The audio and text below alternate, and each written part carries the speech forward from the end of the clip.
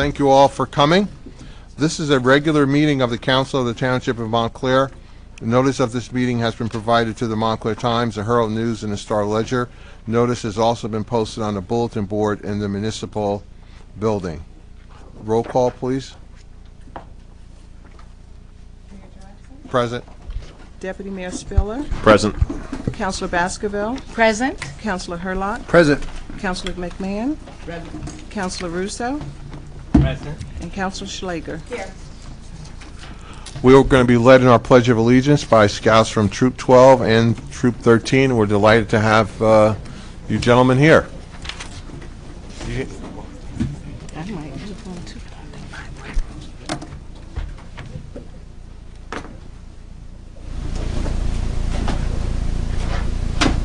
And they could actually might know, get you on camera. Whatever you like. You're in charge. Yeah, look at the flag. Make sure you salute the flag. Right. You let us know when you're ready.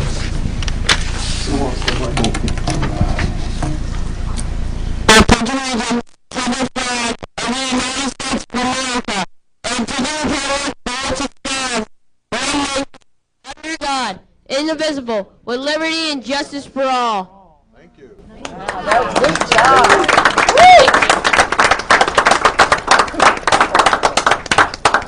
Future councilman there. Hope you can do better than that.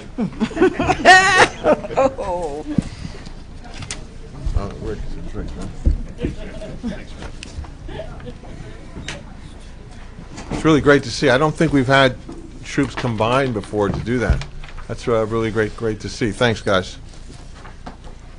We're going to adjust the agenda a little bit because of some time constraints, and we're going to receive our Montclair Police Department, our Chief Taco 40. Mr. Safford, do you have any introductions you want to do? None there, other than to congratulate the Chief, Deputy Chief Young, Deputy Chief Fresano, and their leadership team members on what was a long and arduous process in achieving accreditation. It puts them among the elite police departments in the state, which we are proud of and which our residents deserve, and I'd like to personally acknowledge their hard work over the last few years to achieve this high honor. Thank you, sir. Of course. Congratulations. Chief.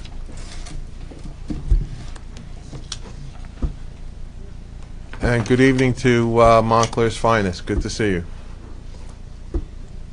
And there's a Montclair's bravest over there. He just walked in. Hey, Chief. Good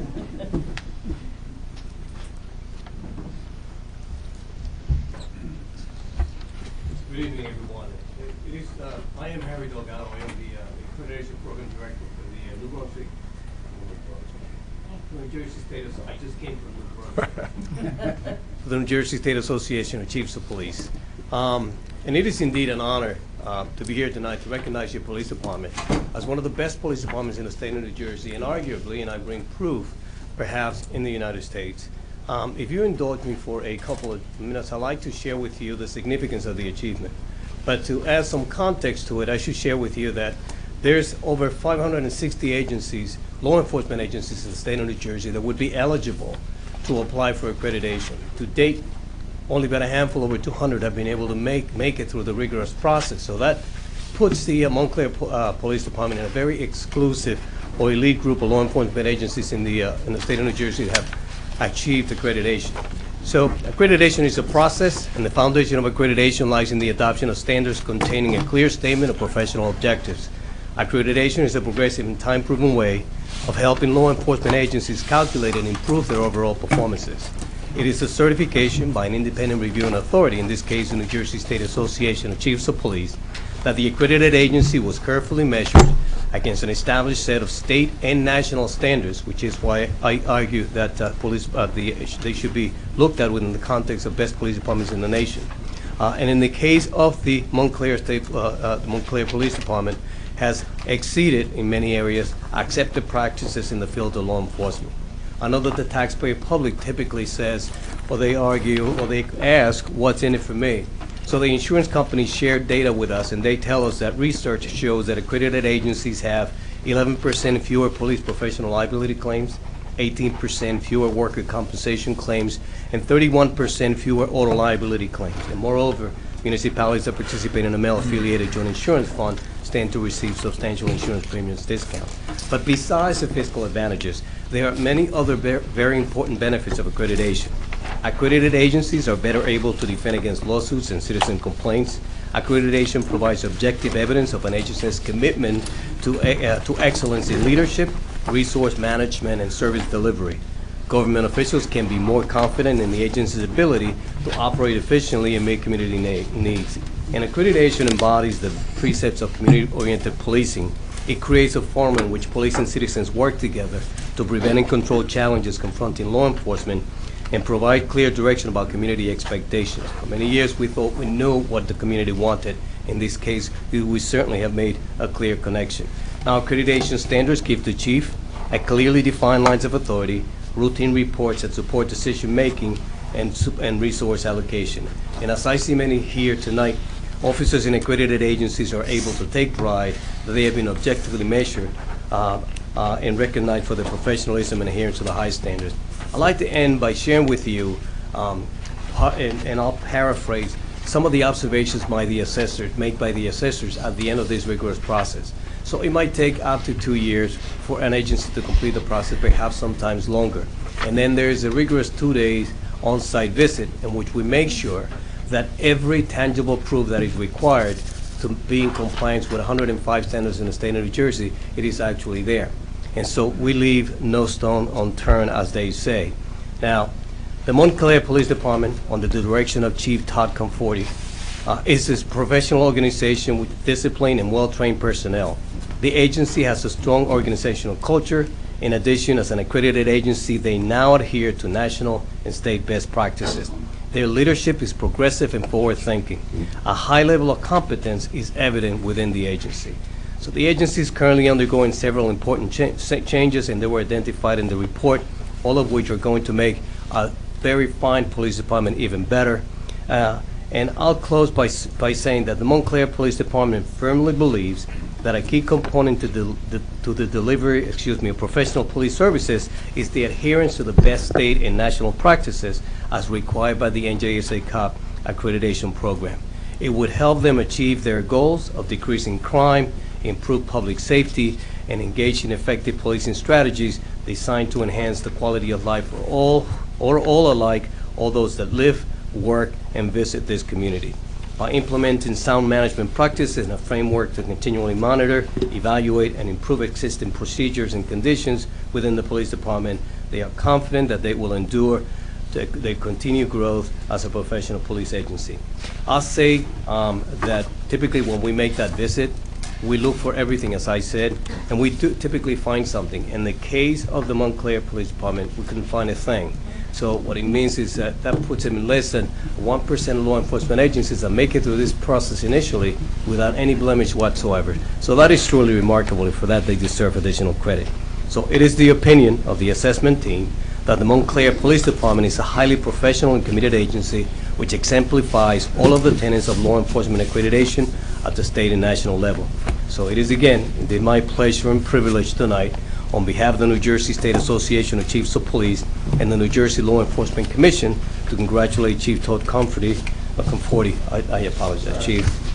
Accreditation Manager Charlie Cunningham, Deputy Chief Young, and Deputy Chief Tracy Versano, the members of the Montclair Police Department, the mayor, the council, and those citizens that they so proudly serve for achieving their accreditation, joining a very exclusive group of law enforcement agencies that have made this important commitment to excellence in policing. So to all, congratulations.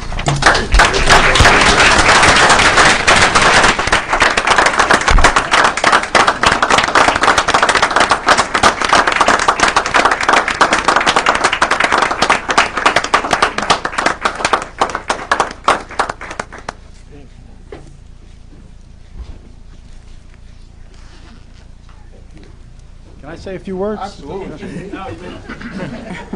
This is your night. Well, first off, I do have to thank Mr. Stafford, Township Manager, Mayor, Council for your support through the whole process. I have to definitely thank Deputy Chief Tracy Fasano, Deputy Chief Will Young, and our Accreditation Manager, Charlie Cunningham doing a fabulous job throughout the process, and all the men and women who worked on this, because it is a team effort to get it done, and I appreciate all the effort that went into it.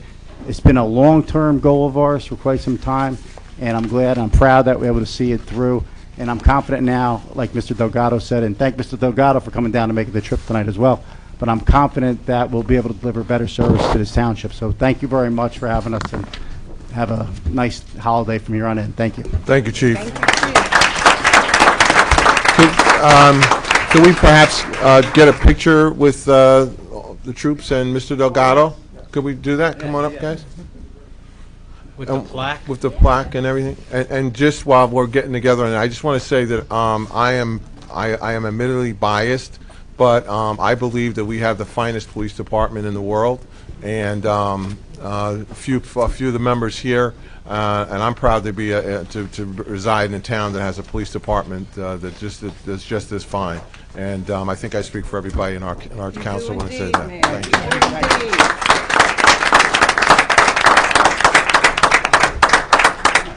Yeah, we can probably get behind them. So. Can we just get behind you? Well, yeah, mind you, we didn't. Mind you, we didn't do anything, but. We're here.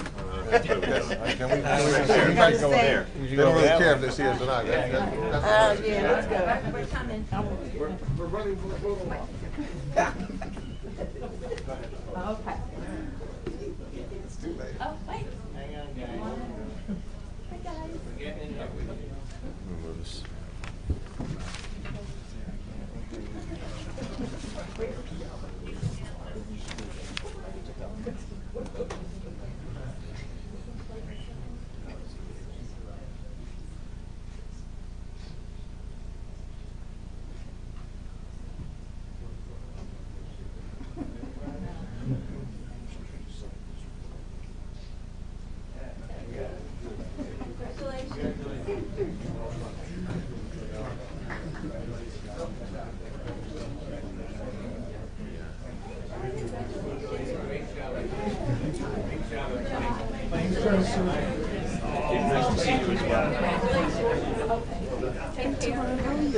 How you doing, sweetie?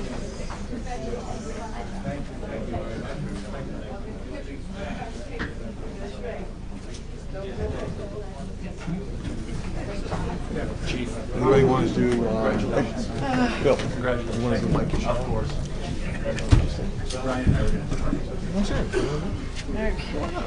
That's the spirit of bipartisanship. You don't have to.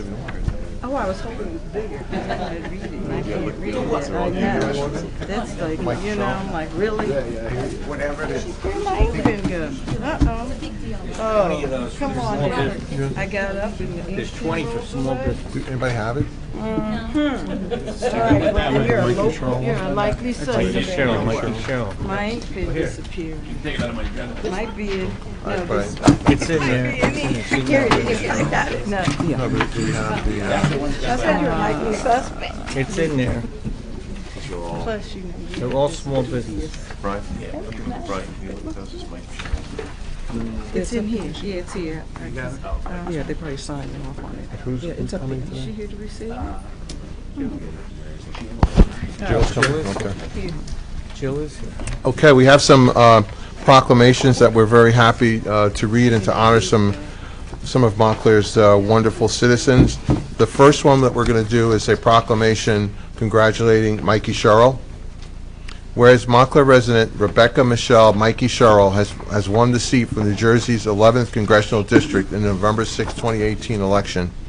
And whereas, after graduating from the United States Naval Academy, Congresswoman-elect Sherrill attended flight school in the first class of women eligible for combat training as a helicopter pilot.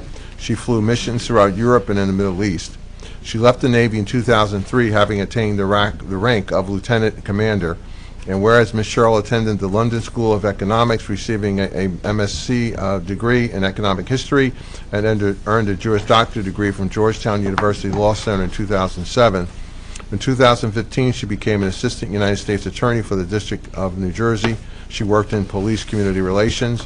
And whereas Ms. Sherrill, her husband Jason Hedberg, and 4 children have lived in Montclair since 2010 and are active participants in the life of the township, now therefore be it resolved that the Council of the Township of Montclair and the County of Essex join with Congresswoman-elect Sherrill's family and friends in congratulating Mikie Sherrill on her recent professional achievement and wish her a successful and productive tenure as a representative of New Jersey's 11th Congressional District, tested today, November 27th, and I so move. Second.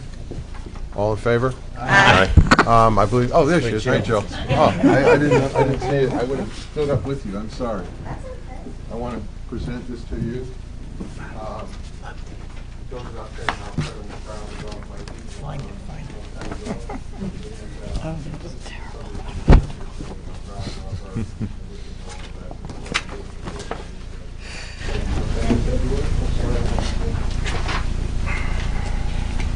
Thank you to Mayor Jackson and also to the Town Council and especially our personal cheerleader, Bob Russo, who has been helping us so much along the way. But all of you have been so supportive, and we really couldn't have done it without you. I know Mikie wishes she could be here tonight, but she is at orientation for Congress, so she could not get out of that. But I do want to say that we did start this in Montclair. A couple of people here in the audience were actually, the day we announced to just a small amount of people that she was going to do this, and started to snowball with the support that everybody has given us, and it's really been tremendous. And this is home for both of us, and it always will be, but as we travel the district, we'll talk about Montclair and how great it is, and we appreciate everybody's support. So thank you very much on behalf of Mikie, and we look forward to continuing the journey. Thank you, Mayor. Jill, before you leave, Jill, before you leave, I've got a sheet for you which you might not have from the clerk because I used it in my class this morning. It shows in red the totals of 5,883 voters for Mikie in Montclair. Final totals with provisionals, mail-ins, everything, okay? I used it in class this morning. Thank you. Great turnout, 10-1 margin. Next is our proclamation honoring Jonathan Hirsh and the Montclair Ambulance Volunteer Ambulance Unit. And Councilor McMahon is going to take care of that one. Thank you, girls. Diane. Don, Ashley, Jerry, come on, everybody, come on up.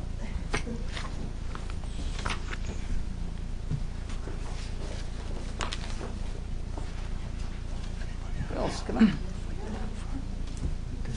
Montclair music.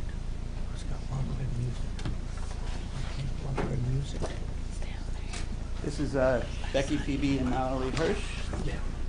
Ashley, Mary, Diane, and we all know John Herman. This is all part of the family that is the MAU, and I'm very proud to be reading this. This is a proclamation recognizing Montclair Ambulance Unit President Jonathan Hirsh for 25 years of service to Montclair and the MAU.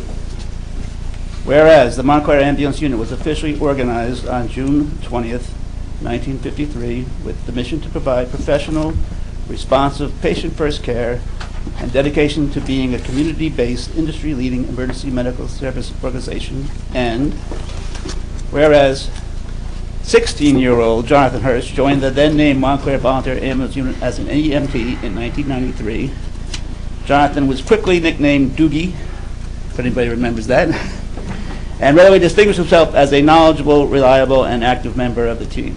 And whereas, over the years, Jonathan has served in many service and leadership roles for both MAU and NJ Task Force 1, his extensive list of accomplishments includes emergency medical technician, EMS supervisor, captain and BLS unit responder during 9/11. This year alone, he has been deployed nationally multiple times for hurricane disaster response.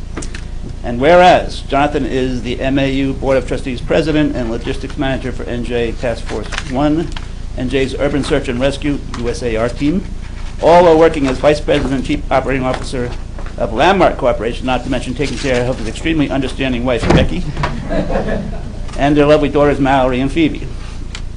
And whereas under President Hirsch's leadership, the Montclair Ambulance Unit has weathered some storms, both weather-related and financial, modernized its fleet and training programs, has engaged the community and continues to fulfill its mission. And whereas Jonathan's anniversary with the Montclair Ambulance Unit was November 18th, now therefore be it resolved that the Mayor and Council of the Township of Montclair in the County of Essex do hereby recognize and thank Jonathan Doogie Hirsh for his 25-year commitment of service to Montclair and the Montclair Ambulance Unit.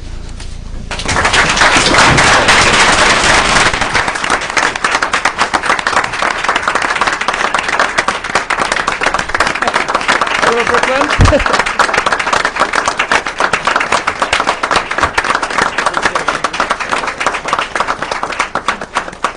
So I'm a little choked up.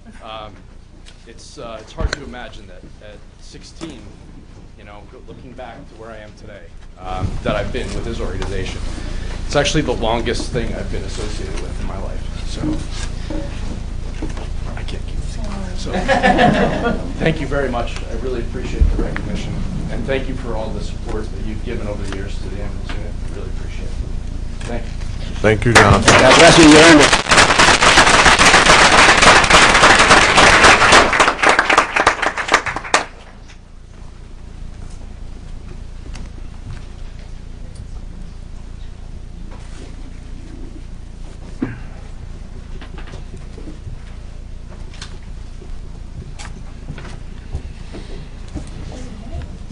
Yeah. Next is a celebration of the 40th anniversary of Montclair Music Studio, and I'll do that one. I see Christopher's here. Come on up, guys.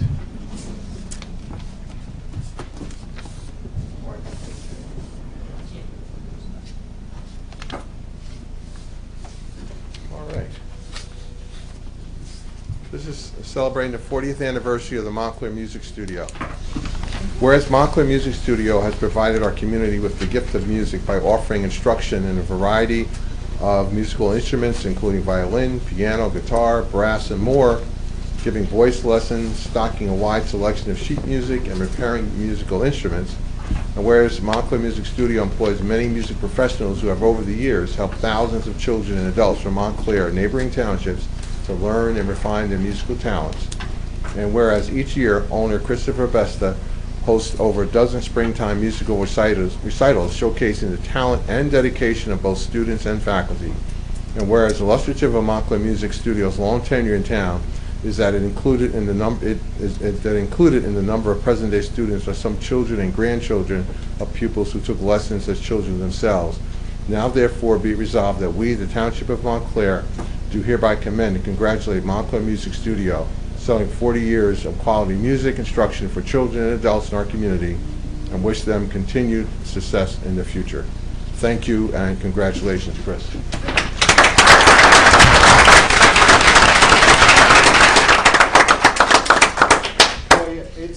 It's funny because I've been around for 40 years now, and when I walk into the room, I see so many people that I know for almost for that long, and it has been a privilege and a pleasure and a lot of fun to have served this wonderful community over the last decades, and I hope to do it for many years to come.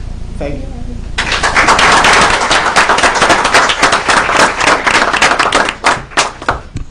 Chris, if I could just say one thing, over here, Chris. You? Oh. I'm over here. Hi, how are you? My daughter took violin lessons at your school a long time ago, and it was a wonderful, enjoyable experience for her. But also at your storefront in my ward, you keep it so beautifully maintained. It's always clean. It's always in proper order, and we really appreciate that. And you're a good landlord and tenant, and we so we really a business owner. I really appreciate. Thank you very much. Thank you. Thank you, Chris. And too, I just want to echo something that Councilor Slager said.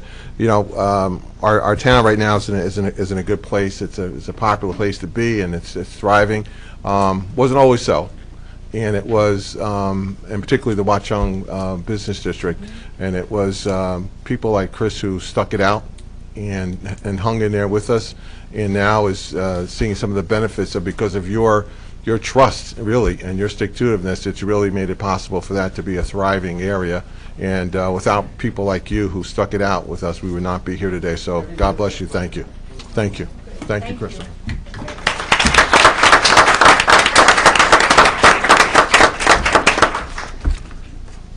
Councilor Baskerville.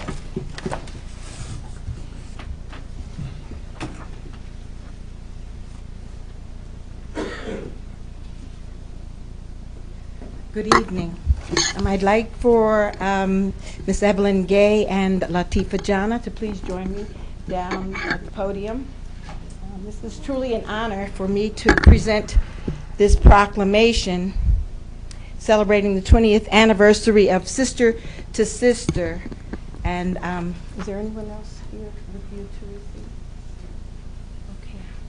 And this is really celebrating a woman that's just done such an outstanding job servicing young girls to women in our community over the decades. And we have, you are still the chairman of the board, president of the board? President. Okay, we have our president of the board to receive this, and are you now the executive director?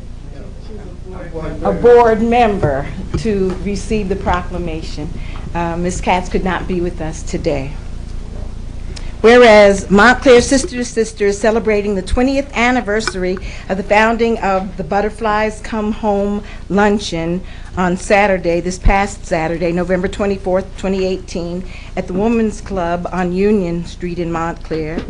The celebration was to serve as an opportunity to honor the founder of the program, Adele Clark Katz.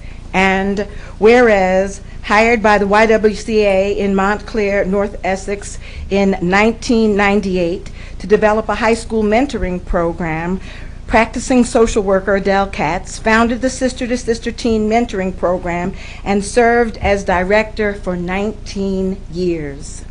The program began with 5 high school girls from Montclair, Bloomfield, and Belleville, and 4 adult mentors, and they met in the Little Y before moving in the fall of 2002 to Montclair High School.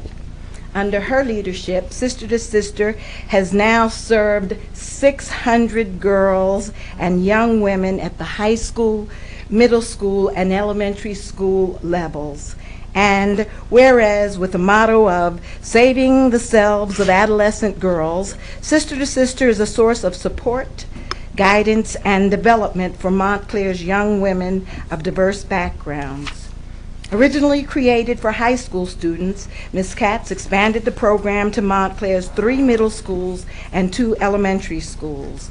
And whereas Adele Katz continues in her retirement to devote herself to the Sister to Sister program and its girls, past, present, and future, now be it resolved that we, the Township Council of Montclair, congratulate the Sister to Sister program on the occasion of its 20th anniversary and commend Adele Katz for developing a program which promotes positive self-esteem, social and life skills, and empowerment to Montclair's young women, and recognizes the many contributions Sister to Sisters has made to our community and the future of our children. And I'd like to present this with you in her stead. Thank you so much for what both of you have done. And I've just been privileged since 2002 when you moved over to the Montclair High School Annex to be personally involved and to see all that you're doing and how the girls that go through the program come back and then they begin to mentor. So thank you both too for everything that you've done in the past 20 years.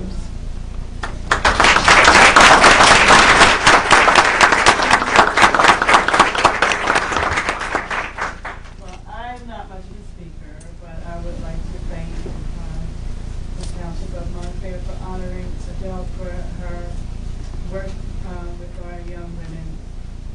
She is incredible, and her results are incredible. So I thank Dr. Baskerville for being so supportive. I thank your mother for being so supportive. I thank my friend Robert Slager for being so supportive, and I thank the Township of Montclair for being so supportive of Adele's work and the young women of Montclair. Thank you.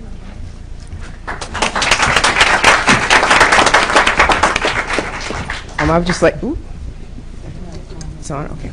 I would just like to echo Evelyn's comments and thank everyone for all their support to Sister through the years, especially Dr. Baskerville. She has been to many of our events and assisted with the growth of so many of our young women who have come through the program. So once again, thank you on behalf of Ms. Katz and for our mentors and our board and for all of our young women. Thank you very much.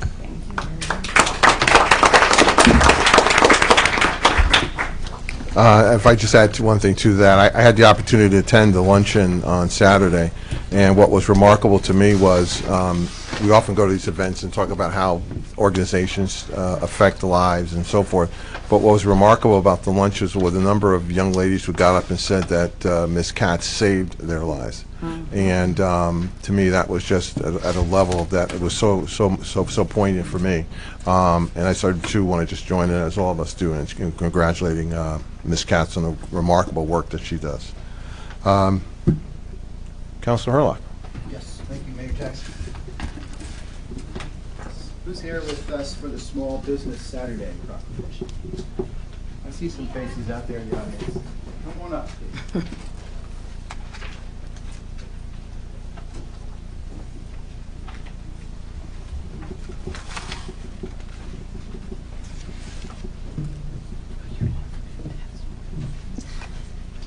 So this is a proclamation. I know better than that. This is a proclamation congratulating Montclair small business on the success of Small Business Saturday, which was a huge hit. I know Mayor Jackson and I attended quite a few events on Saturday. There was a ribbon cutting for one business. We had Eagle Scouts. We went shopping. We had a good day. Whereas Small Business Saturday, which was celebrated on Saturday, November 24th, 2018, encourages consumers to shop at predominantly small and local retailers and to use small local services such as restaurants and other independent local businesses. And whereas, since the initiative began in 2010, the movement has been a resounding success. Consumers in the United States have reported spending an estimated $85 billion at local independent retailers and restaurants. 90% of shoppers believe it has a positive impact on their communities. And whereas, on November 5th, 2018, the Council adopted a resolution authorizing 2 hours of free parking at meters on Small Business Saturday to encourage consumers to shop locally to support the businesses in our community. During December, the Township also implements a suspension of meter collection program, which allows 2 hours of free parking at metered spaces throughout Montclair during the holiday shopping season. And whereas, Montclair offers a wide variety of shopping and dining experiences with many retail options and over 250 restaurants and food establishments offering an array of cuisines, now therefore be it resolved that we, the Township Council of Montclair, congratulate Montclair small businesses on the success of Small Business Saturday and urge our residents and visitors to continue to support our local businesses, which creates jobs, boosts the economy, and preserves our neighborhoods. And I want to present this on behalf of the mayor and our Township Council here in Montclair. Holly. Thank you very much. Congratulations.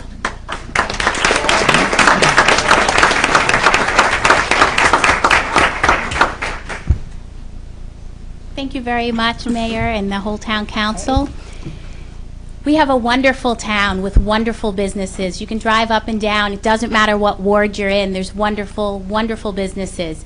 You can do everything here. You can have your shoes shined, your hair curled, your beard trimmed, your fingernails painted. You can buy your bridal gown. You can go to the hardware store. You name it, we have it in this town. You can eat your way around the world. There are not many towns that can boast of the diverse, different businesses we have. I encourage everyone to go out and shop within the city limits or the township limits of Montclair during December. Buy your Hanukkah gifts, buy your Christmas gifts, buy your birthday gifts, your anniversary gifts. Every single dollar counts. No sale is too small. So thank you very much. Thank you.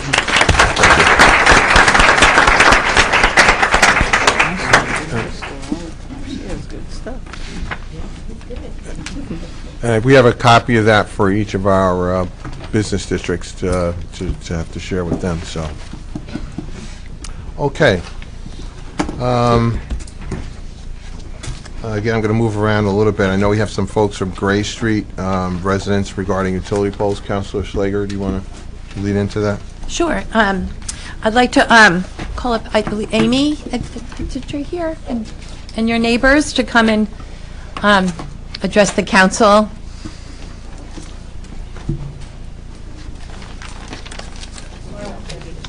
Oh, sure. I didn't see you, Lauren. Okay. Thank you both for coming. Thanks for having me. Sure.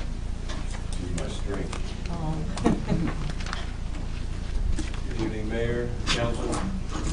Good evening. Good evening. I'm Marlon Brown, 10 Gray Street in Montclair. My neighbor, Amy Monaco, 6 Gray Street. We're here again to express our concerns and open more discussion with you regarding the placement of poles for antennas for Verizon Wireless on our street. As we mentioned last time we were here, there is a pole that was already placed, and we were told by one of the Verizon workers that they are planning to come out and put a larger, taller pole because that one is bigger. And it's, we have lots of concerns about it. There's an eyesore and concern about unknown factors surrounding placement of an electronic device on our street. We have had some conversation with Mr. Karasik, and one thing we would like to introduce and ask is the idea of possibly forming a wireless ordinance subcommittee, where we as citizens could sit with you as council members at the table and help make decisions on placement, or maybe not having the placement of these type of poles and junction boxes here in our town.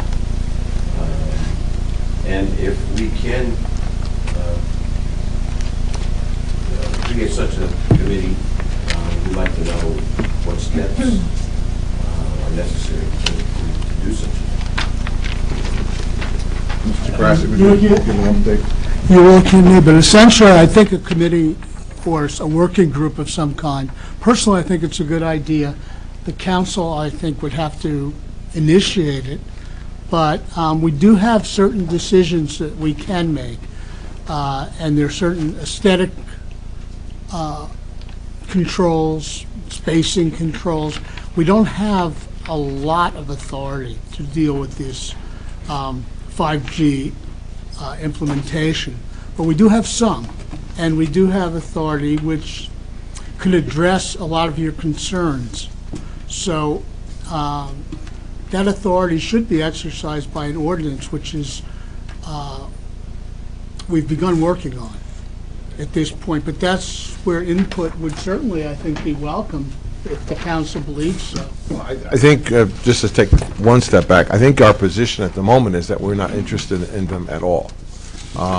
And that we would, until we get more information or whatever from some of the other health issues and things of that nature, there's really nothing to discuss about a committee or anything like that, because that suggests, to me, a committee suggests that we're interested in we've gotten beyond having them. We're now questioning about where to have them, and we're not, at the moment, we're not interested in having them at all. So I think the first step is to get beyond that, and I know that you've had some reaching out to Verizon with respect to the issue as a whole, but I think, and I may be jumping the gun here, but I'm fairly comfortable in saying that as we've discussed to some degree, we're just not pleased with where we are right now in the whole process, and until we get there, it's essentially a moot point at the moment. Well, I think that's true, that we're definitely not satisfied with the process as we have it, and certainly would probably prefer not having any of these antennas. And we have asked Verizon to halt anything until we've had a chance, at least, to deal with this issue and deal with them. And particularly have asked them to find another space besides Gray Street. However, as the mayor said, we're right now standstill, but we do realize there are new federal regulations which are about to come into effect, which may reduce or limit our authority. So given that, I think we should be looking at the future as well as the present. I want to ask Ira one question on that issue, the FCC regulations. While our congressional staff is here, What is this new regulation that's going to prohibit us from doing more? You're saying it's about to go into effect from the FCC? That's correct. And Is I it would be FCC glad- ruling, or is it legislation that the Congress put in? It's an FCC regulations based upon their interpretation of congressional legislation. The FCC has a very, what you might call hostile to local government interpretation of congressional statutes. And this is, I mean, there's 116 pages of regulations, so I'd rather, I mean, it would take the meeting to start. But that, you're answering my question. I wanted you to hear it because, warranted. Ira, if you're saying that they're interpreting what the Congress did, which may be bad in itself, the past Congress, but what they did is being interpreted even more negatively towards municipalities and local control, and we've got to deal with this on a national level, I guess. Well, the FCC has the authority to create regulations, interpret them, and there are large leagues of cities and lots of interest groups and stakeholders on our side that have been working at the national level, just as there have been industry groups and two working on the other side of the coin. I think that I think our focus should be right here and on what's happening in Montclair and what we can do to regulate it, stop it, make it better, whatever we have to do within whatever authority we can have. There are communities that we've seen in the research that have been successful in putting a stop to it in their communities. They're a much better community than Montclair. We'll fight them.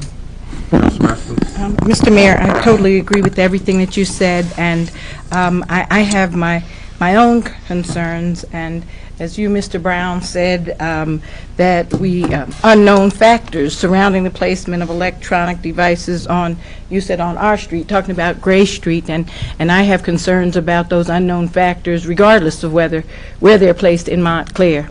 And at the last meeting, when you came before us, I began to wonder where else in the township might they have been placed, or where else are they planning to place them. And if I understood the email correctly from our attorney, it seems as though there are 5 others. It seems as though permits were taken out to place 5 other nodes on Grove Street and on Watchung Ave, and so I'm no more comfortable with saying that when our attorney says we'll find somewhere to put them besides Gray Street, I'm not comfortable saying, okay, we won't put them on Gray Street, let's leave them on Grove Street and Watchung. And so I like the idea of us, halting any further activity regarding placements until we do have more answers and are thoroughly satisfied that we in no way are putting our residents in jeopardy. I think I stepped back from the find another place statement after I listened to what was said, but there were 5 permits, including Gray Street, that was taken out. And as far as we can tell, and I've asked Verizon for confirmation, there hasn't been, no small cell node installations have been done. There are poles there at these 5 places, but there are no antennas or equipment. They were all on Grove Street, if I remember. 3 on Grove Street, 1 on Watchung, 1 on Gray Street.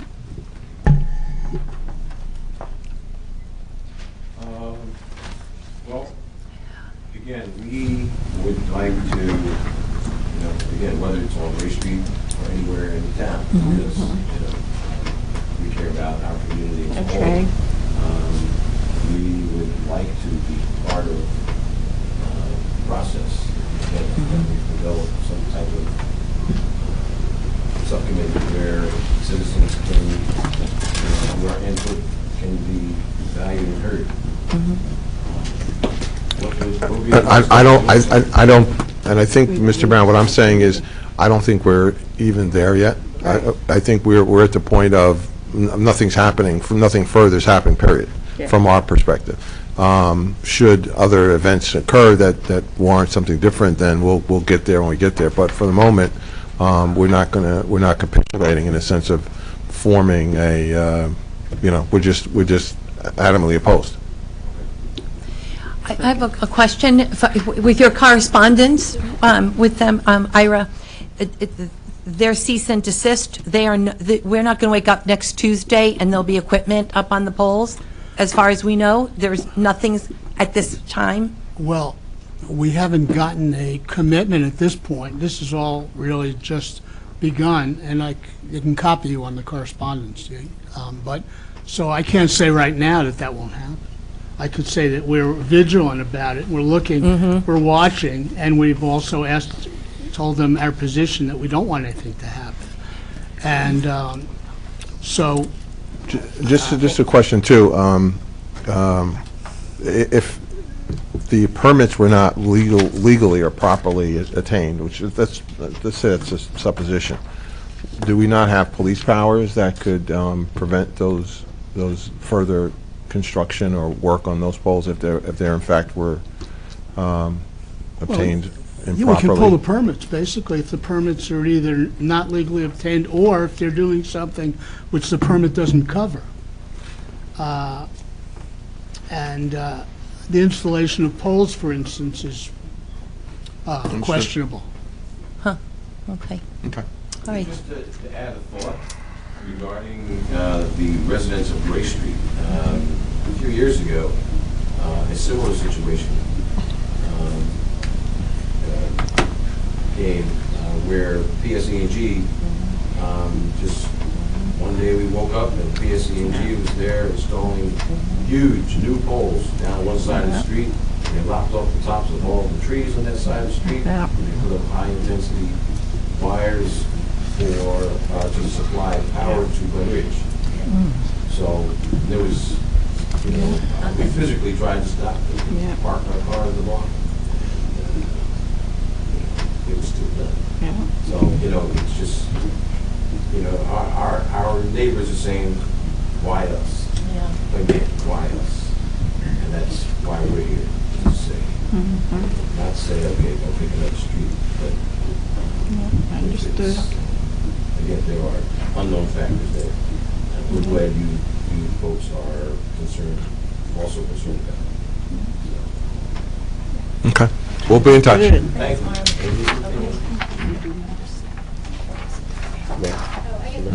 So, you know at this point what parameters we can place on them, not in the new legislation, but in the front, That's a question that there are hours and hours of selling for something because obviously local governments are seeking to have a maximum parameter for something to believe, and the regulations haven't gone into effect yet. They plan they will shortly, apparently, unless they're blocked by a court. And there is an effort to block them by courts. So the answer is precisely no. I know what the regs say, and I know the areas, and we can discuss that in a different forum. But we certainly want the answer to that question. Yeah, thank you. Thank you. Thank you. Thank you. Dr. Batchel would like to move the gentleman, Mr. Yanis is here, correct? Yes, please, Mayor. May I move to resolution number 7 with your permission, sir? Sure. Thank you. Would you like to, you do it. Yes. Resolution number 7 is a resolution authorizing the appointment to the Parks and Recreation Advisory Committee.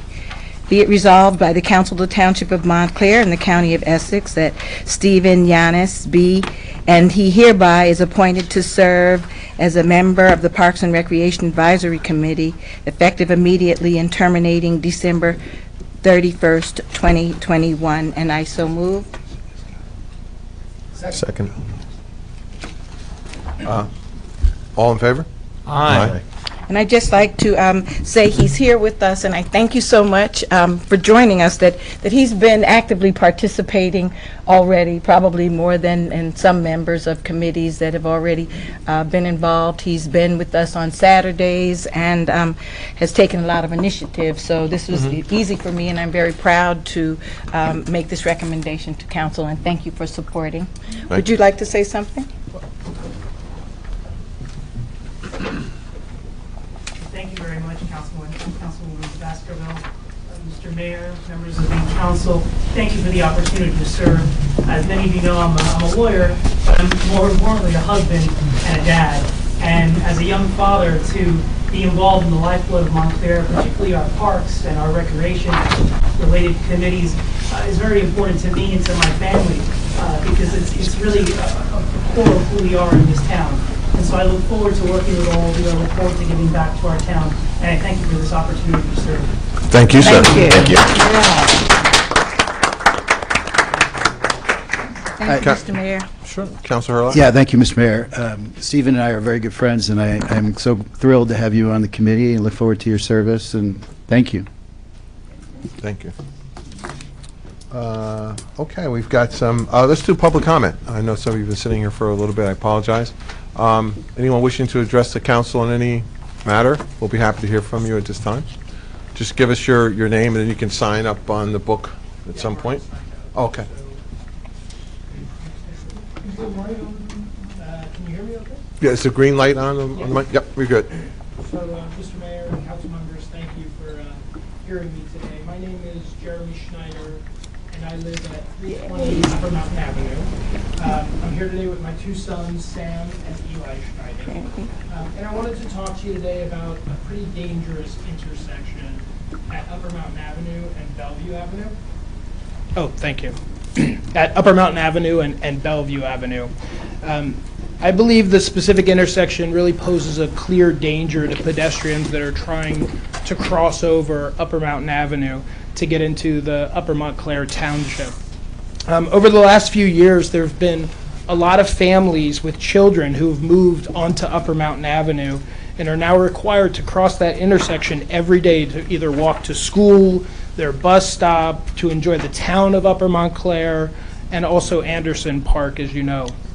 I'll read some names of some families who live on Upper Mountain who need to cross that intersection every day. All of these children's parents are supportive of me being here today and really encouraged me to come and wish their names be read out loud. So the Schneiders with 2 children, Goffrey with 2 kids, Stroyo with 2, Smithens with 3 children, Roberts with 2 children, and Cesaro with 2 children as well use that crosswalk every single day.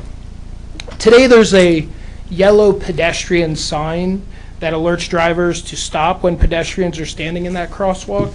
Those signs are sometimes visible and sometimes not, depending upon the time of the year. In most cases, whether the signs are visible or not, they're simply ignored. Many times people need to wait for 30-plus cars to pass by before someone actually stops on that side of the street. To make matters even more dangerous, people are required to step into Upper Mountain Avenue just for cars to see that somebody is waiting to cross into that intersection. Imagine asking a 14-year-old on his way to school to step onto Upper Mountain Avenue so cars can see him, that they'll stop for him to walk to Buzz Aldrin's school. I think you all know and have experienced how fast cars can go on Upper Mountain Avenue. It's a little scary. It's only a matter of time, unfortunately, for a tragedy to happen there. And my wife was kind enough to invite the whole council to our home to see it for themselves, if you like. You can come over during the daytime or at nighttime, on the weekdays or on the weekends. It's always the same. The current situation simply doesn't work. I ask that we just consider maybe flashing crosswalk signals at that intersection. I think that would really alleviate the majority of the problem. At nighttime, people will see the flashing lights and slow down. During the daytime as well, they'll be more visible. And I think it's really the right thing to do for our community. So that's all I have to say. Thank you, Mr. Schneider. Councilor Earl? Yes, thank you, Mr. Mayor. And I appreciate you coming this evening. Sure. You should be aware, too, that Councilwoman Schlager and I, since that area straddles the 1st and 2nd wards, which we have the privilege of representing, has already had some discussions, and we've worked with Mr. Stafford on a couple of things already to address your concerns. Is that the cutting down of the tree? And I'm going to let Mr. Stafford comment on, Yeah. There's a list of things, actually, that he's done, some of which you can see, some of which, quite frankly, you can't. But, Yeah. Mr. Stafford, if you could. To your point, the cutting down of the tree was one, and I did speak with that. Sorry, go ahead. Sorry. Please. I was just going to say, so the cutting down of the tree is for drivers, not for pedestrians. Understood, and I agree. Okay. I don't know if you were here earlier when our chief of police was, recognized for the accreditation process and approval. I spoke after the councilman relayed your information to me with Chief Conforti, who assigned the matter for analysis and special attention enforcement-wise to the Uniform and Traffic Bureau. I know that they've been out there, and I can tell you why. I'm on that street at that corner several times a day in my various trips throughout town. I will follow up to ensure that that is continuing to this point. I will also tell you that I will speak with the appropriate professionals, more particularly our engineer, with respect to whether or not the product that you referred to, the flashing crosswalk beacon. It's known as an RRFB, rectangular rapid flashing beacon. It's a good say that fast 5 times. I'll ask them to analyze to see whether or not that would be appropriate in that area as well. Okay, and just to comment on that tree that was shaved, I think the property owner had no interest in shaving that tree. I was there, my wife was there, my children were there as well when that was happening. I really ask that all of you not drive through that intersection, but try to cross Upper Mountain Avenue. It's a different story. And the number of children that have moved in the last year, I'm one of them. I'm only here a year in Montclair, and it's a wonderful town. But that is a clear danger to a lot of people. So I just ask that you have somebody rapidly look at that and just maybe communicate it back if possible so that we know kind of what the situation is, because each day that we cross, we're all scared.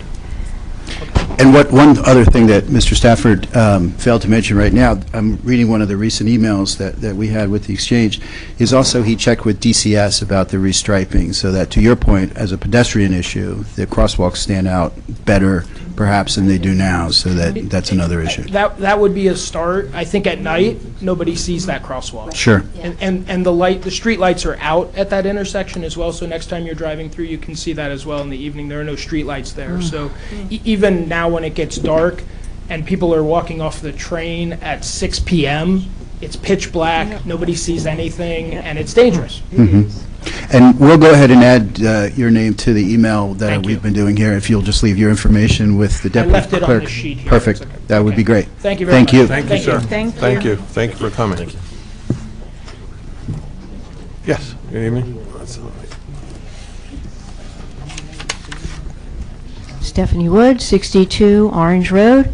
It's been interesting to listen to all these accolades about what a wonderful town Montclair is, because for our neighborhood, it's really not that wonderful anymore. And I've just seen something that's going to make it an even more horrible place to live. Development on a parking lot. And Christchurch was unaware of this. They're one of the regular users. And if you come to our neighborhood on a Sunday, you'll see that the traffic and parking situation is already out of control. Okay, and when I look at this article, it says 74 units, and I think you guys want to extend it to 90. And I read here, the site, currently a privately run parking lot, is not zoned for housing. So basically, that's like our whole neighborhood. You know, none of this was zoned for any of the stuff that's going on. So my neighbors and I thought the only way we're going to get out of this town, and we really do want to get out of this town, is demolition. And then I'm looking at this.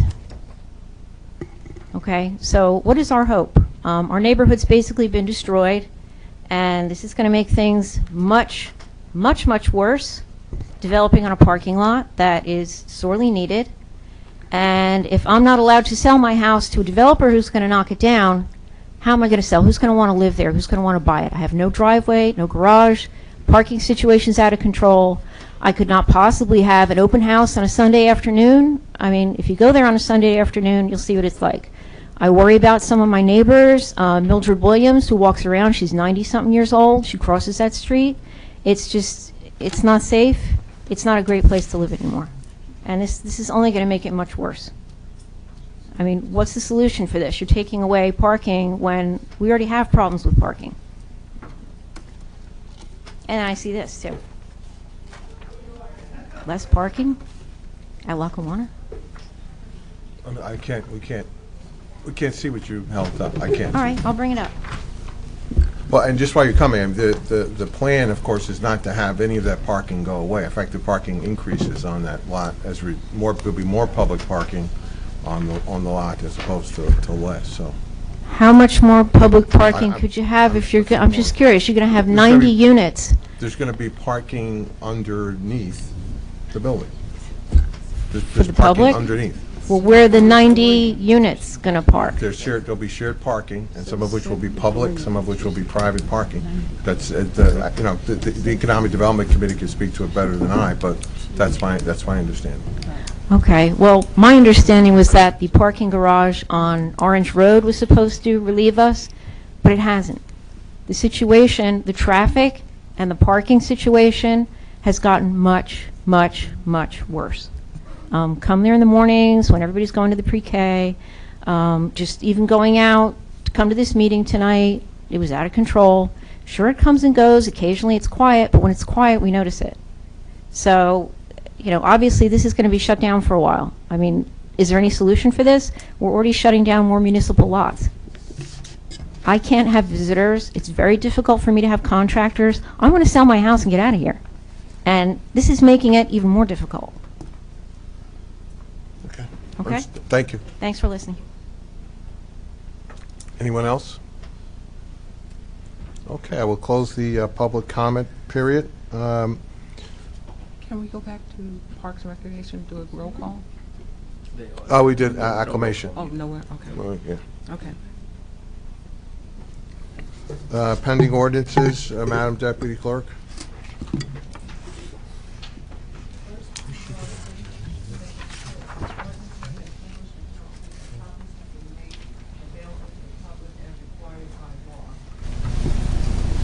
This ordinance is approving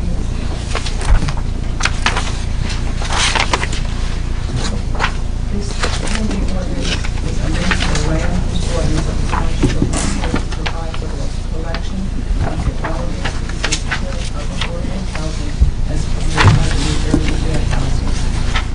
Thank you. Anyone present wishing to address this particular ordinance? Seeing no one, I will close the public hearing.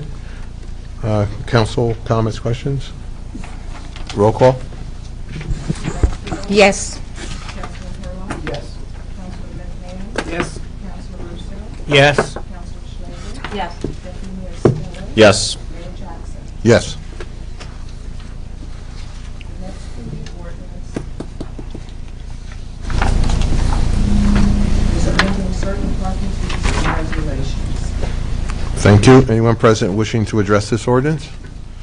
Seeing no one, I will close the public hearing. Council comments? Councilor Hurlock? Did we address that one issue with the parking on the one? We did. Good. Thank you, Mr. Stafford. Just double checking. Any other council comments? Roll call. Council Baskerville? Yes. Council Hurlock? Yes. Councilman McMahon? Yes. Council Russo? Yes. Council Schlager? Yes. Deputy Mayor Spiller? Yes. Mayor Jackson? Yes. Thank you, Madam Clerk. The C is an ordinance approving an amendment to the Haynes redevelopment plan. Also move. Second? Discussion. Roll call. Council Baskerville? Yes. Yes. Yes. Yes. Yes. Yes. Yes. Ordinance D is, Mr. Mayor, I was just going to say that this ordinance will now be referred to the planning board. And since, I want to make sure it's on the record. thank you. Ordinance amending Montclair Code, Chapter 327, and establishing special parking zone. Also move. Second. Discussion. Councilor Spiller, you want to? Yes, Mr. Mayor, I just want to thank everybody, including the manager, our attorney. I know all of us for having the discussions around this. Again, a little bit of what we just heard from even the last speaker during public comment. I think trying to address the parking concerns, through information, and then of course through incentivizing proper lawful use of parking facilities is hopefully something that will alleviate the concerns we have during some of the shutdown of town lots. So I'm happy to see this moving. And thank you. If I've got one question on it. It refers to Israel Crane Way, which is actually Lackawanna Plaza. Why does it say Israel Crane Way? That's how it was shown on our map. Well, I know, it's... anybody that goes to a Google map or anything else it says Lackawanna Plaza. So anybody that's parking there says, wait a minute, I didn't park on Israel Crane Way. I parked on Lackawanna Plaza. Why do I have a ticket? Well, I think it's a good point, except, I followed the map, but we will... Can we just say Lackawanna Plaza, AKA Israel Crane Way? Certainly, that would solve the problem. Wise. Fair enough, thank you. Okay. So we'll introduce it with that way. Okay. Or, yeah. And I will, do we move this already? I don't even know. Yes. Yes, that was Yeah, a question. with the amendment. With the amendment. Yes. Okay. Roll call? Councilor Baskerville? Yes. Councilor Murrow? Yes. Councilor McMahon? Yes. Councilor Russo? Councilor Schneider? Yes. Deputy Mayor Spiller? Yes. Mayor Jackson? Yes.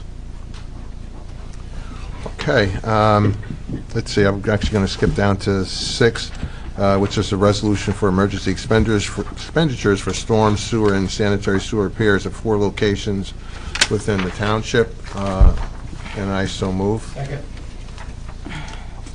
Discussion? Yes, Mr. Mayor, a couple questions on it to Mr. Stafford, probably as we look at this one. So I noticed that there was some additions to the original work which drove up the cost, correct? Which is how it increased from the original amount, the bid amount, Yes. right? So I'm looking at it here. Do we know the detail of it? So, for example, the one that was listed on here caught my eye, the repairs on Chestnut between North Fullerton and Forest. What kind of work are we talking about in terms of, I know one of the spots where it seems like it was just some paving done, but I see the cost here for the whole, I don't know what it's for, to be honest. There was with you, so- significant repair work with respect to a storm drain on Chestnut, and that figure was $32,000. I know there was 2 large holes there, and they Yeah. were there for quite some time. It was a significant pipe issue. Right, fact, so I saw they the, were yeah, I like- saw the whole. They're like 20, the problem was the pipe was like 20 feet down. It was, yeah, So- extremely deep. Yeah. That was my question, because I saw a hole, and I saw it paved, obviously, at Yep. the end, so I was wondering what the work was that actually Yep. went to get that done, so, okay. Right, that was my question, so thank you. You're welcome. Roll call? Yes. Yes. Yes. Councilor Russo? Councilor Schneider? Yes. Deputy Mayor Spiller? Yes. Mayor Jackson? Yes. And Mayor, can I do a follow-up to that too, in this sense? I know, Mr. Stafford, you've been working on a couple of emails from a couple sites in town where some damage to storm drains is occurring due to some construction in the area. For those type of costs, that is borne by the developer, correct? If we see damage to a storm drain. It would be applicable to development, sure. We would look to subrogate.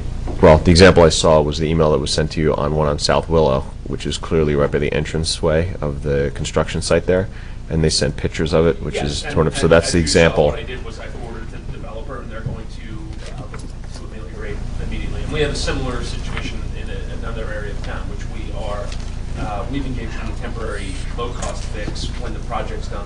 Then they'll make sure. Okay, good. Making sure they cover those. Okay, thank you.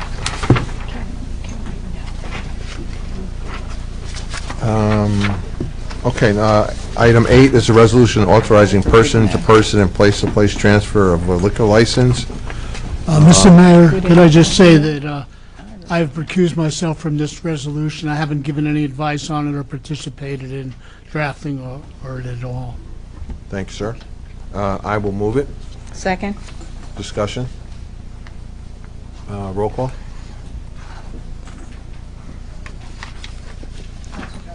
Yes. Yes. Yes. Yes. Yes. Yes. Yes. Mr. Stafford, remember, and Councilor Hurlock, to the point that Councilor Spiller made about, was it Yannicol where the gentleman was it Yannicol? That's the issue I was talking about. Got it, when okay. I made that comment. Okay, okay. Yeah. Thank you. We had a a consent agenda, items 1, 2, 3, 4, and 5. Any reason to pull any of those from the consent agenda? Okay, I will move the consent agenda. Second. All in favor? Aye. Oh, let's do a roll call. There's a contract. Okay. Yes. Yes. Yes. Yes? Yes. Yes. Yes. Bill list? Yes. Councilors? Thank you, Mayor. Whereas invoices against the Township of Montclair in favor of the following persons for the amount set opposite their respective names have been received, duly audited, and found correct. Therefore, be it resolved by the Council of the Township of Montclair in the County of Essex that said invoices be, and they are hereby ordered paid, and that these checks be drawn by the Finance Department to the order of such persons for the amounts respectively and hereinafter stated on computer printout attached hereto and are made a part hereof. This bill list is dated November 27, 2018 for $12,271,389.46, and I so move. Second. Questions, comments? Roll call? Yes. Yes. Yes. Yes? Yes. Yes. Yes. Earlier, I neglected to ask for the approval of our minutes of November 5th, 2018. So move those. Second. Any corrections or additions? All in favor? Aye. Okay.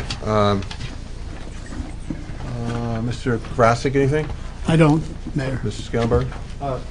Yes, Mayor. As a matter of fact, I do. On December 8th, Saturday, December 8th, the township will have a black and white gala at the Pig and Prince, and it will be the last celebration of our 150th sesquicentennial year. I encourage people to go to our website.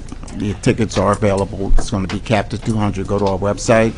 And if you wish to come in person, tickets would be available at the Recreation and Parks Department right across the hallway. So, again, save the date, December 8th, 7 to 12 o'clock. It's a black and white gala. Thank you. Thank you. Wait, excuse me, before, are we doing public No, we're gonna- comment? Oh, well, because I had We're a gonna go around. question for the manager. What we done. Yeah, who's gonna- Okay, sorry. Mr. Stafford, anything? I do, Mayor. In furtherance of Mr. Scantlebury's comments, the township will be hosting its annual tree lighting on Friday, December 7 at 6 p.m. on the Church Street Plaza. Our police department and PBA Local 53 will be holding their 9th annual Santa visit this holiday season, and more specific information on this and the many other programs and holiday-themed events is available on our website. Thank you, sir. Madam Deputy Clerk. Counsel. Counsel Blake? Sure. I've heard that tomorrow at 11 o'clock is the liquor license auction. Is there an update on that? I don't. Is that the one that we just gave to capacity, or is it different? Oh. The process set forth by administrative rule and statute is that in order to submit a bid, one must pre-qualify. Though several entities picked up information packets, no one submitted to pre-qualify. So therefore, for all intents and purposes, no one will bid. Although I can't say no one will bid, maybe somebody will bid, having not pre-qualified, and that I would imagine, although I would defer to the attorney, that would, I would imagine, be a negative disqualifier, but we'll take that under advisement if that happens. And if no one bids, or if that does happen, obviously it will come before the governing body as to what steps to take next. Okay. Okay. Thank you. Councilor Bassel. Yes. Just to follow up on what our manager said about Santa's visits to all of the families that may be watching, I just wanted to give you a heads up that I think Friday, November the 30th is the last day for you to have the form filled out if you're interested in having Santa come to your family and deliver gifts. So please, as the manager said, check that out on our website. But I just wanted to let you know that this Friday, November the 30th, I believe, is the last date to do that. I'd also like to share that on November the 30th, this Friday at 10:30, I will be hosting a meeting with the merchants of the Walnut Grove parking area behind the Grove Pharmacy and between First Montclair House. This was a meeting that was requested by the merchants, and we've been getting a lot of concerns about how dangerous it is, about cars that are double parking, about signage that may need to be improved, and our police and our parking authority will be joining us in this meeting, and anyone from the public that wishes to attend to either listen or to express their concerns are welcome. That's this Friday at 10:30, and it's in the dance studio on Grove Street. The entrance is actually in the parking lot. The dance studio's been there forever. I think it's 127 Grove, but don't hold me to it. It's the dance studio, and that's at 10:30 this Friday. I'd also like to mention that on December the 2nd, we're going to have the menorah lighting, which we've had for many years, and they're going to start with food and activities for the children. That's usually in the Claridge atrium area there at 4:30, and then at 5:30 on the corner of Park and Bloomfield Avenue, people are invited to gather for the lighting of the menorah. Our mayor certainly has done an outstanding job with that for many years, and I'm looking forward to joining in that activity again this year. On December 4th, there's the Montclair MEA is hosting their annual community wrap and roll, and the community is invited to go to the Charles H. Bullock School. I think they begin at 5 o'clock. People that are setting up come at 4:30 and help to wrap gifts that will be distributed to people in our community that will be grateful to receive them. That's on December 4th, 2018 at Charles H. Bullock School. Council President, what time is that again? 5, you said? Yes. Thank you. On the tomorrow night, our Housing Commission is going to meet. I know a lot of people have had concerns. People are more and more interested in talking about how we can work together to maintain affordability in the town and celebrate the great job that we've been doing up until now. And so tomorrow night at 7 p.m. At the fire headquarters on Pine Street, the Housing Commission meeting takes place at 7 p.m. Anyone that wishes to join us is welcome to come. We have an agenda, but you're welcome to come and raise new concerns, questions, or celebrate us for some of the things that we're doing here in Montclair at that time if you would like to join us. I'd like to thank all of the people from the community that made it out to the November 20th 4th Ward Collaborative meeting. It was freezing, frigid temperatures, and 2 days before our Thanksgiving recess. And I'd just like to thank those that came and attended. I'd also like to share with those of you that were not able to get there, we did discuss the concerns about the speed on Washington, and we're meeting. I met with our engineers, I met with our police department. We're all working together to address those concerns. That was again discussed at the November 20th meeting. We are hearing you. At this point in time, our engineer is going to work with us to try to figure out if it's eligible for a four-way stop. And the more I think about that, when we also discussed at the November 20th the four-way stop at the High Street, Irving, and Orange Road intersection, which continues to have accidents after accidents. We put a bump out, and which we had to fight for with the county. We increased the striping. We have blinking lights.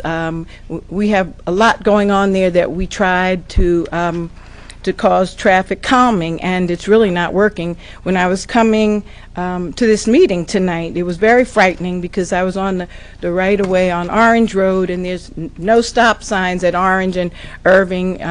If I'm going towards Bloomfield Avenue, the stop signs are on High Street and Irving, and the car that had the stop sign just continued to move through there. And so as we discuss these things, we really have to rely heavily on our engineers and the experts to help us to understand how much of the behavior are we going to change by putting up additional stop signs, humps and other things. As much as we all want to make changes and we want to make them right away, because it's as important to us as it is to you that we provide the safest environment for pedestrians and for drivers that we can in our township, we really can't just rush through these things. We rely heavily on our experts, and sometimes when I have to let people know that we're working with the team and this is where it is now, they get frustrated. I'm frustrated. But I do want to let you know that we are working on this. It's not on the back burner. And I appreciate your patience, and I appreciate your working with me and with our council. And that's it for now. Thank you. Anyone else? Here, I'll just quickly say, I want to say it was great to attend the Vanguard Theater Company Dream Gala. I know we talk a lot about the arts and the importance and everything that we do in this town to support that. It was great to see the work that they're doing with a number of young students and young adults here in town, so that's wonderful to see, and hopefully people can support that. I do think that just goes into our bigger message during the season here of giving and doing what we can, where we can. I would encourage everyone. I know that everyone has their passion and where they think they can give either their time or their dollars, and to try and do so. And Mayor, as it relates a little bit to even the police who were here earlier, I can tell you that just the other day, literally I think it was yesterday, the day before, a woman who was homeless needed some assistance. I was talking with her. Police happened to be in the area. Mr. Stafford, I called him and said, do we have some services for food and otherwise? And right away, seeing that compassion and the serve, really, and the serve and protect, they were there to offer help, get her to where she needed to go. She needed some help with an inhaler and some other pieces, and they were great. But it was just an example, I think, of how it all ties together, of us doing what we can, not just during the season, but whenever we can, to help those in need. And it was great to see. Certainly, I'm appreciative of the plaque that they received for certification, but I think just seeing them in action day to day is what inspires us, and knowing everybody in this community, especially during this holiday season, I think that's what also inspires all of us. So keep doing what we all do, and hopefully we can help make a difference during the holidays. So thank you. Thank you. Sure. Thank you, Mayor. After a big rainstorm and windstorm, and cancellation, I'm happy to say that over 500 daffodil bulbs were planted in Edgemont Park 2 weeks ago. It was mostly on the efforts of William Wallach from the Friends of Edgemont Park group. It was a great planting morning, so I'm looking forward to seeing those come up. There's been many galas and fundraisers that we've all have been to the last few weeks, and many more to come the next coming weeks. But the mayor and I were at the Friends of the Montclair Animal Shelter gala, which was really pretty impressive and special. And I just want to congratulate Karen Sachs and her team and her committee for putting on a wonderful gala. And the money that they raise has already been come to fruition in the renovation and alterations of the animal shelter. They had posters up and boards up of what's been done, what's going to be done, and I believe she's reached out to all of us to come to visit. So as we talk about the holiday season, and let's not forget, there's the animals that are out there, and they're helpless and loving, and believe there's an adoption event coming up in the next couple of weeks. So kudos to Karen and her groups, and to the town who helps her and assists her. They do a great job as well. So thank you.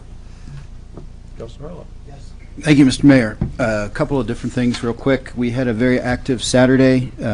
As I said earlier, Mayor Jackson and I were at Moss & Moore for their ribbon cutting in Upper Montclair.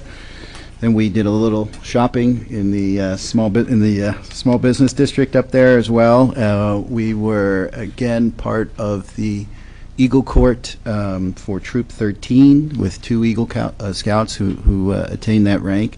I think it's absolutely impressive, and I don't think a lot of people know this, but this town produces quite a few Eagle Scouts.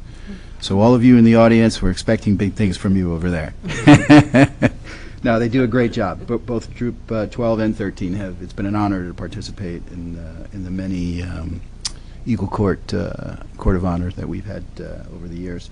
In addition, again, I want to give kudos to our chief and deputy chiefs and all the men and women of the Montclair Police Department. That's quite an honor. I don't usually talk too much about myself, but my father, a retired detective lieutenant, his police department, then Passaic Township, now Long Hill Township, was one of the very first departments to be accredited in New Jersey back in 1985. I think I may have still been in high school back then, but I don't remember. I was, Robin. The next First Ward Community Meeting is December 20th, 7:30 to 9, Bellevue Avenue Library. Looking forward to seeing many people out there. We always have a good crowd, and I greatly appreciate the support. And that's all I have. Thank you, Mr. Mayor. Thank you.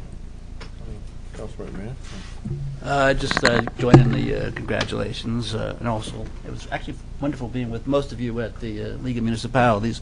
But joining the congratulations to the accreditation of the police department and the MAU. And I just have to say, I'm also going out to see the new fire engine down in Florida in a couple of weeks. Oh, really? Yeah.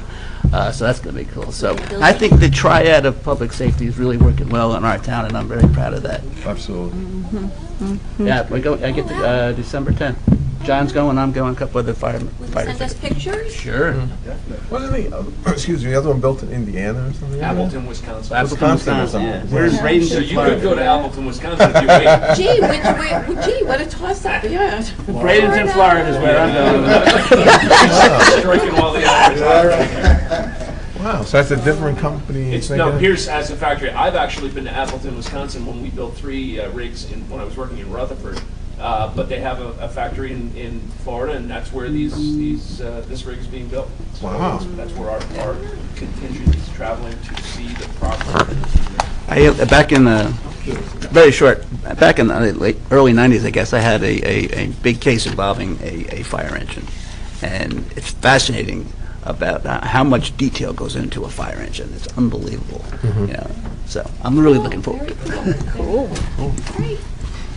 Mayor, two things. The Thanksgiving period, we had a lot of good work done by the Million Man Montclair group. A lot of folks contributed and helped get some resources to them. They did a great job. And just recently, we got a message from Gwen Ames, heading the MESH group in Montclair, looking for donations of $32. It's a 32-degree campaign. You know, when it gets to that freezing point, people need shelter, and they're doing that very well, and we're supporting them. And they're urging everyone to contribute to MESH with a 32-degree campaign. The last thing I want to mention, as I always do about this time of year, is, and I won't do this all the time, but it's 55 years since President Kennedy died, and my students are doing studies. They just did a paper. This student thinks she's going to get an A because she puts President Kennedy's picture on it. Well, he looks a lot like Bill Herlock here in this picture. As I always say to you, Bill, the hairline looks like President Kennedy. But he's a hero to me, and he's a president, did a lot of good things. 55 years ago, November 22nd, we lost him around Thanksgiving, and I can't stop remembering it being in Barringer High School when I was 15 when they told us he was killed. And I just like to remember the good things. The whole space program, we just saw the Mars lander, something went up to Mars, and these are things he started. He said, let's put a person on the moon before the end of the decade. We did it. We had Buzz Aldrin and Armstrong there, and there's movies that are celebrating this right now. First Man with Armstrong, but we have our school named after Buzz Aldrin. It all started under President Kennedy in 1960-61. He was a great young leader who started the Peace Corps, Alliance for Progress in Latin America. Civil Rights Bill was proposed, and he didn't see it through, but President Johnson signed it. And we're still struggling today, and I'm hoping tonight, I'm just praying and hoping that Mississippi does the right thing tonight. Yeah. So let's wish that happens. Thank you, Mayor. Yeah. Thank you, Mr. Russo. Of course, I want to echo all the great events and accolades that my colleagues. I just want to comment on one thing. Last night, I think it was around 10 o'clock or so, Mr. Stout, there was a horrific accident in Glen Ridge. 2 young people lost their lives, and some of the people that were there working, some of, as Rich mentioned, our triumvirate of folks said it was the most horrific thing they've ever seen, and it's as a result of high speed and just lives lost.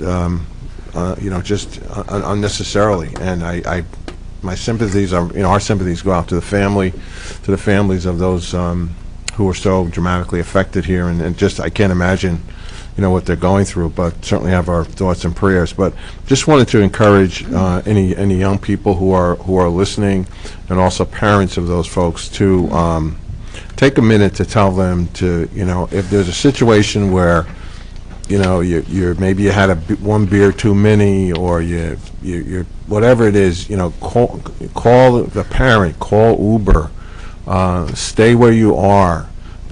There's no reason to drive. There's no reason to have a loss of life like that. I have children around that age, and I just thought about, when I heard about this, just what it would be like, to get a phone call or a visit. So, young people, if you're driving and you don't feel you're in a good shape, please do not drive. Parents, grandparents, caregivers, reinforce it, because there's nothing really that we could have done from a enforcement point of view or vigilant point of view to just the speed was just too great, and death incurred. So that's just my thought. I mean, I know it's kind of a bummer to end it, but it's really just so important that we try to save lives. It's just, if you're not in good shape, just please do not drive. It's just horrific. All right. Mr. Mayor? Yes. And it's really hard for me to get into this mode after that, because I'm still feeling that as well. But I would be remiss if I didn't mention that we have been, the council has been invited back by popular demand from the Salvation Army to once again join together and sing and shake the little bell.